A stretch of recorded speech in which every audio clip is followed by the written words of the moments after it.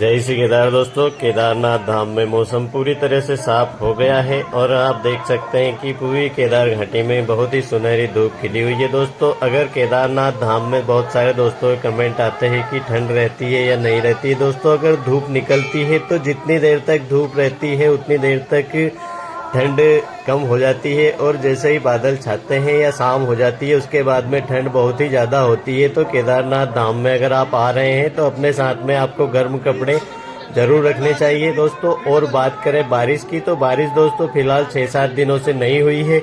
बाकी रास्तों में गौरीकुंड से आप पैदल ट्रैकिंग करते हुए आते हैं तो कुछ जगहों पर दिन में बारिश हो जाती है। नीचे जहाँ पे बहुत ज्यादा पेड़ लगे हैं उस जगह पर बारिश होती है दोस्तों। यहाँ पे ऊपर बहुत ही कम बारिश होती है। आप इस चीज का विशेष ध्यान रखिए। केदारनाथ धाम में अगर आप आते हैं तो नीचे से जो आप पैदल ट्रैकिंग करते हुए आएंगे, कुछ जगहों पर आपको हो सकता है बारिश मिले, चाहे मौसम केदारनाथ धाम में साफ हो।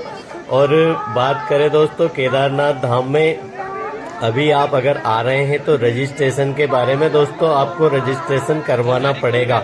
आप ऑनलाइन रजिस्ट्रेशन करवा सकते हैं, सिर्फ 2 मिनट का काम होता है, उसमें आपको कोई ज्यादा टाइम नहीं लगता। और अगर आप नहीं भी करवा के आते हैं तो हरिद्वार में हो जाता है। और अभी सोनप्रयाग में भी रजिस्ट्रेशन हो रहा है दोस्तों, मगर भीड़ जब बहुत ही ज्यादा बढ़ जाती है उस समय पे आप सोनप्रयाग में रजिस्ट्रेशन करवाने में आपको बहुत ही ज्यादा समय लग जाएगा। तो आप जब भी आए अपना रजिस्ट्रेशन ऑनलाइन करवा के आइए। केदारनाथ धाम में अगर आप आ रहे हैं, यात्रा आप अच्छे तरीके से करना चाहते हैं। फिलहाल दोस्तों अभी तक तो रजिस्ट्रेशन किसी के पास नहीं भी होता था तो भी दर्शन हो रहे थे। तो दर्शन में आपको अभी तक कोई समस्या नहीं आ रही थी दोस्तों, मगर अब आगे आने वाले दिनों में धीरे धीरे करके भीड़ बहुत ही ज्यादा बढ़ने वाली है। तो भीड़ अगर ज्यादा बढ़ जाएगी तो रजिस्ट्रेशन आपको, आप जहां से निकले अपने घर से उसी समय पे आप ऑनलाइन करवा लीजिए। और अगर नहीं भी करवाते हैं तो हरिद्वार में आकर अपना रजिस्ट्रेशन करवा लीजिए, उसके बाद में आप अपनी यात्रा को आगे बढ़ाएं।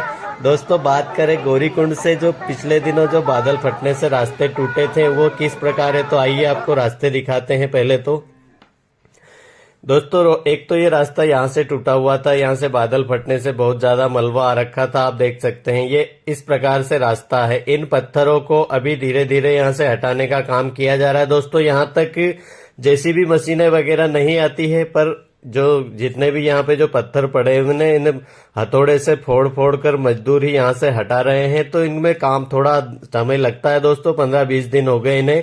बाकी इन्हें अब 1-2 दिन में हटा दिया जाएगा, क्योंकि 3 जगह पे और ऐसे ही टूटा था, वहां पे पूरा साफ कर दिया गया है। और 1-2 दिनों में इनको भी यहाँ से साफ कर दिया जाएगा। तो दोस्तों यात्रा चल रही है केदारनाथ धाम में। अगर आप आते हैं तो ये यहाँ से रास्ता टूटा हुआ था, आप देख सकते हैं।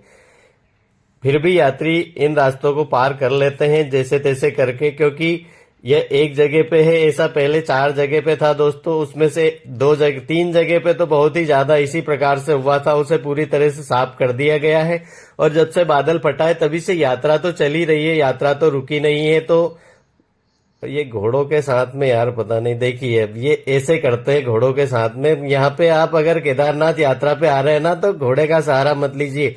आपको यात्रा करनी है तो आप पैदल चल के यात्रा करिए, और आपसे नहीं बनती तो आप हेलीकॉप्टर ले सकते हैं। बाकी घोड़ों के साथ में केदारनाथ धाम में बहुत ही कोई अच्छा काम नहीं हो रहा है। अगर आप केदारनाथ यात्रा करना चाहते हैं तो पैदल करें, घोड़ों का सहारा मत लीजिए। बहुत ज्यादा तकलीफ है। इन बेजुबानों के ऊपर वीडियो बनाऊंगा।